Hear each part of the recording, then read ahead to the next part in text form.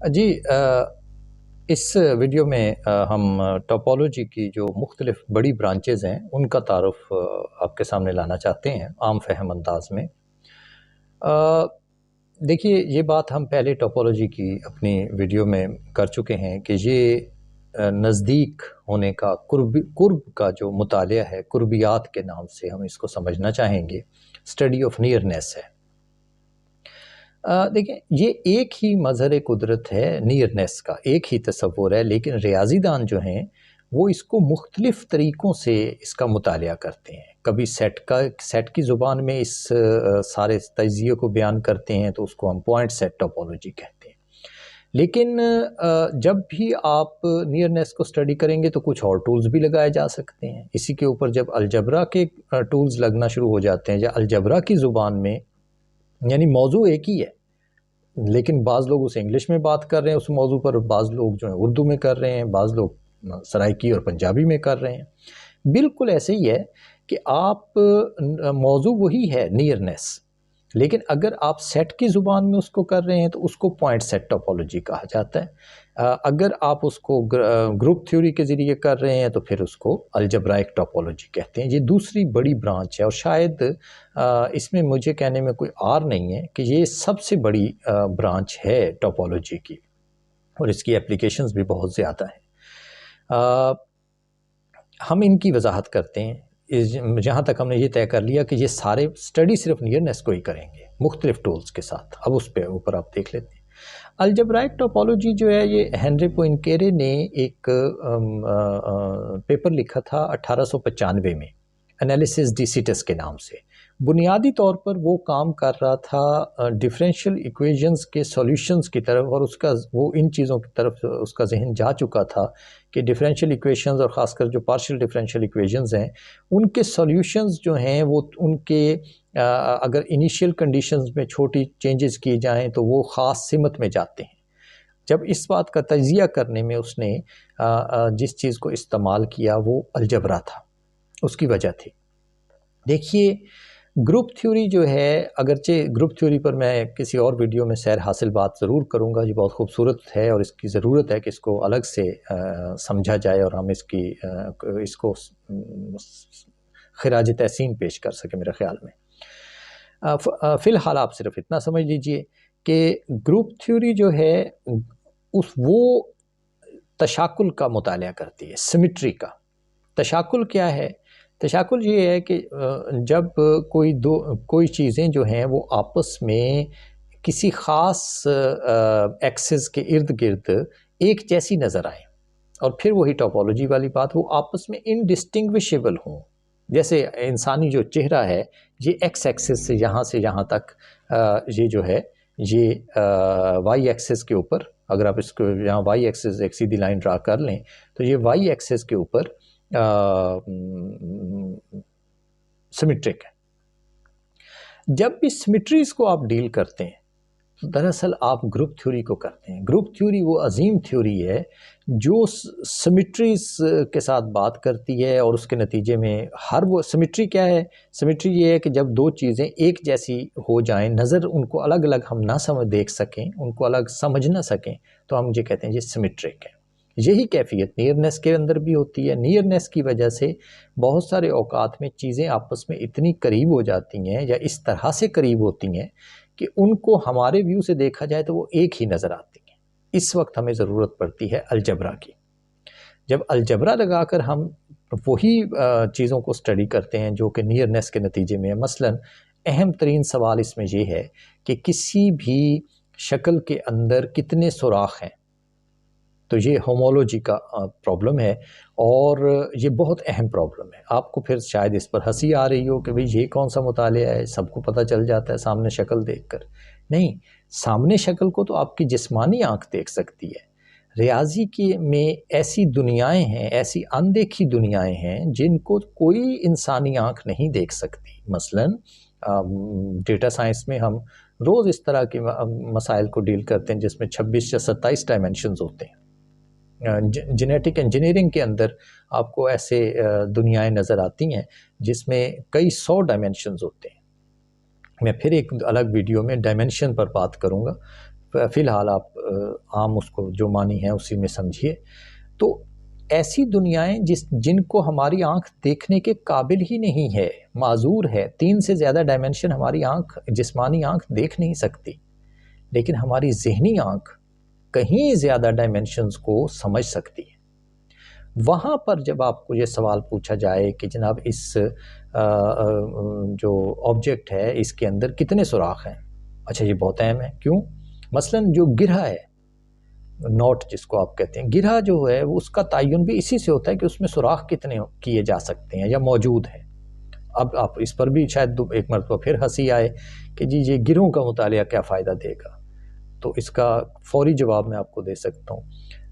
Jeans کے، یہ biology کا رزلٹ ہے، جینز کی گرہوں سے تعین ہوتا ہے کہ اس شخص کو زندگی میں کون کون سی بیماریاں آئیں گی. جینز کی گرہیں جو ہیں وہ آپ کو مختلف قسم کے جو کینسرز ہیں ان کی طرف لے کر جاتی ہیں. یہ بہت بڑی، یعنی اس کے اور بہت سے، مثلا سٹرنگ تھیوری ہے کاسمولوجی کے اندر، جس میں اس کائنات کی بناوٹ اور اس کا انجام جو ہے اس کے متعلق عقلی، سائنسی، ریاضیاتی مطالعہ کیا جاتا ہے. تو جو سٹرنگز ہیں، گریویٹیشنل سٹرنگز، ان کی گرہیں یہ تعین کرتی ہیں کہ وہاں وقت جو ہے وہ کیسے چلے گا. کبھی وقت سست ہو جاتا ہے اور کبھی وقت تیز ہو جاتا ہے، اور کبھی ایک وقت آئے گا جب کائنات جو ہے وہ شاید بگ بینگ کی جو پریڈکشنز ہیں اس کے مطابق یہ وقت الٹا چلے گا. اگر یہ الٹا چلے گا تو اس وقت، اور ہمیں یہ بات آئنسٹائن نے ثابت کی ہے کہ وقت جو ہے وہ اپنے سپیس کے کرویچر کے ساتھ وقت اور روشنی جو ہے وہ بدلتے ہیں. تو سپیس کا کرویچر، کہیں نہ کہیں سپیس کے اندر گرہیں آتی ہیں. اب واپس آ جائیے. اب یہ ساری باتیں جو میں نے آپ سے کی ہیں، یہاں پر الجبرا استعمال ہوتا ہے، تو اس چیز کو الجبرائک ٹوپولوجی کہتے ہیں. اس کے بعد کمبینیٹوریل ٹوپولوجی سب ایک اور اہم ایریا ہے. کوئنزبرگ ایک تھا، قصبہ تھا جہاں لوگ جو تھے وہ 7 بریجز کا ایک مسئلہ حل کیا کرتے تھے کہ جی ان بریجز سے اس طرح سے آپ نے گزرنا ہے کہ کسی ایک برج سے آپ 2 بار نہ گزریں، لیکن ہر ایک سے ایک دفعہ ضرور گزریں. تو کیا یہ ہو سکتا ہے یا نہیں ہو سکتا؟ اس پرابلم کو بہت مشہور میتھمیٹیشین، عظیم ترین میتھمیٹیشین آئلر نے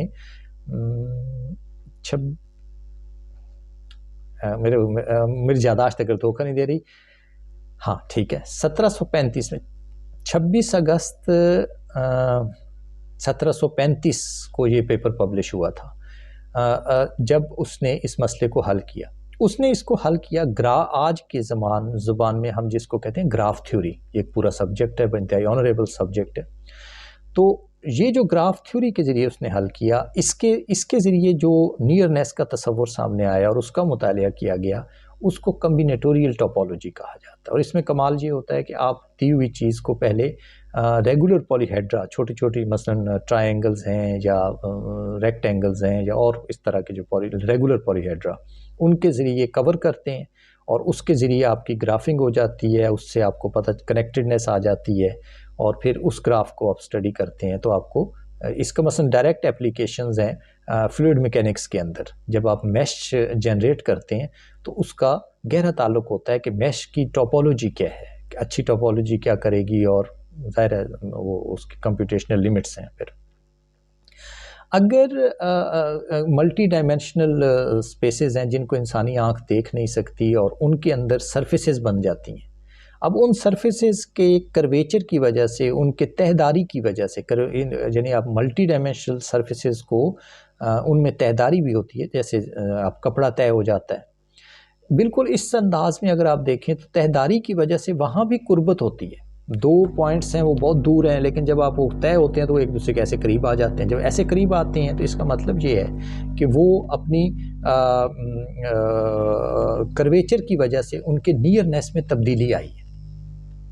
جب اس کا مطالعہ کیا جاتا ہے تو اس جہاں پر ڈیریویٹیوز کو اپلائی کیا جاتا ہے، کیونکہ ڈیریویٹیوز جو ہیں وہ سرفیس کے اوپر آپ کو بتاتے ہیں کہ سرفیس کا کرویچر کیسے حاصل ہوا، سرفیس جو ہے وہ اس کا بیہیویئر کیا رہا. تو جب ڈیریویٹیوز استعمال کر کے آپ نیئرنیس کو اسٹڈی کرتے ہیں، یہ ڈیفرینشیل ٹوپولوجی ہے. 1982 میں روزن فیلڈ ایک جیو میتھمیٹیشین ہیں، امریکہ میں رہتے تھے. انہوں نے ایک نیا زمانہ کمپیوٹر کی سکرین آنے کی وجہ سے، جہاں پر لائن جو ہے وہ پکسلز کے ذریعے ڈیفائن ہوتی ہے، ہر کرو پکسل کے ذریعے ڈیفائن ہوتا ہے، تو انہوں نے ایک نئی ٹاپولوجی کی بنیاد رکھی جو کمپیوٹر سکرین کے اوپر پکسلز کے ذریعے بنے ہوئے کروز کو اسٹڈی کرتی ہے، کیونکہ یہ فائنائٹ پکسلز ہوتے ہیں، خواہ جتنے بھی چھوٹے ہوں۔ اس سے پہلے جتنی ٹاپولوجی ہے وہ اس کے اوپر کھڑی ہے کہ ایک کرو میں انفینٹ مینی پوائنٹس ہوتے ہیں۔ تو اس نئی ٹاپولوجی کو ڈیجیٹل ٹاپولوجی کہا گیا، جہاں انہوں نے یہ ثابت کیا مثلاً کہ ڈیجیٹل سکرین کے اوپر جو لائن ہے وہ ٹی ہاف سپیس ہوتی ہے، وہ پوری طرح اس کے اوپر اور بھی سیپریشن ایکزیمز جو ہیں ان کے اوپر انہوں نے کافی کام کیا۔ ڈیجیٹل ٹاپولوجی کے ساتھ ہی ایک جڑی ہوئی چیز جو ہے وہ کمپیوٹیشنل ٹاپولوجی ہے۔ بالکل حال ہی میں اب یہ احساس بالکل واضح ریاضی دانوں میں اور ٹیکنالوجی میں آ چکا ہے کہ ٹاپولوجی کے اندر اب بہت زیادہ آپ کو کمپیوٹرز استعمال کرنا پڑتے ہیں، جو خاص کر جیسے میں نے آپ سے کہا کہ ملٹی ڈائمینشنل جو دنیائیں ہیں جہاں ڈائمینشنز بہت زیادہ ہیں، جیسے جینیٹک انجینئرنگ کے اندر ہے، کوانٹم میکینکس میں ہے، کاسمولوجی کے اندر ہے، تو وہاں پر چیزوں کو کمپیوٹ کرنے کے لیے آپ کو بڑی ہیوی قسم کی ٹاپولوجیکل کیلکولیشنز کرنا پڑتی ہیں۔ ان کو کیسے ہم آپٹیمائز کر سکتے ہیں، چھوٹی مشینز پر کیسے کر سکتے ہیں، یا بڑے پرابلمز کو ہم کیسے اچھی طرح حل کر سکتے ہیں، یہ جو پرابلم ہے اس کو کہا جاتا ہے، اس جو برانچ ہے اس کو کمپیوٹیشنل ٹاپولوجی کہا جاتا ہے۔ اور کم و بیش اب ڈیجیٹل ٹاپولوجی جو اس سے پہلے بات ہوئی وہ کمپیوٹیشنل ٹاپولوجی میں ضم ہو چکی ہے فی الوقت۔ ایک نئی ڈیولپمنٹ جو ہے وہ فزی ٹاپولوجیز کی ہے، اگرچہ میں فزی میتھمیٹکس پر ایک الگ سے بات کروں گا بہت سارے ویڈیوز میں، میرا اپنا ایریا بھی یہی ہے بنیادی ریسرچ کا، تو کم از کم میں نے پی ایچ ڈی کیونکہ اسی میں کیا ہوا ہے۔ فزی کا مطلب ہوتا ہے ابہام، ٹھیک ہے۔ اب یہ ایک اور مسئلہ ہے، ابہام کو آسانی سے ابھی اگر آپ سمجھنا چاہتے ہیں تو جیسے بہت زیادہ فوگ ہوتی ہے، دھند ہوتی ہے، تو اس کے اندر آپ کو جو نظر آ رہا ہوتا ہے وہ ابہامی ہوتا ہے۔ یہ سپیسز ایسی بھی سپیسز ہیں، ایسی بھی دنیائیں ہیں جن میں ابہام بہت زیادہ ہے۔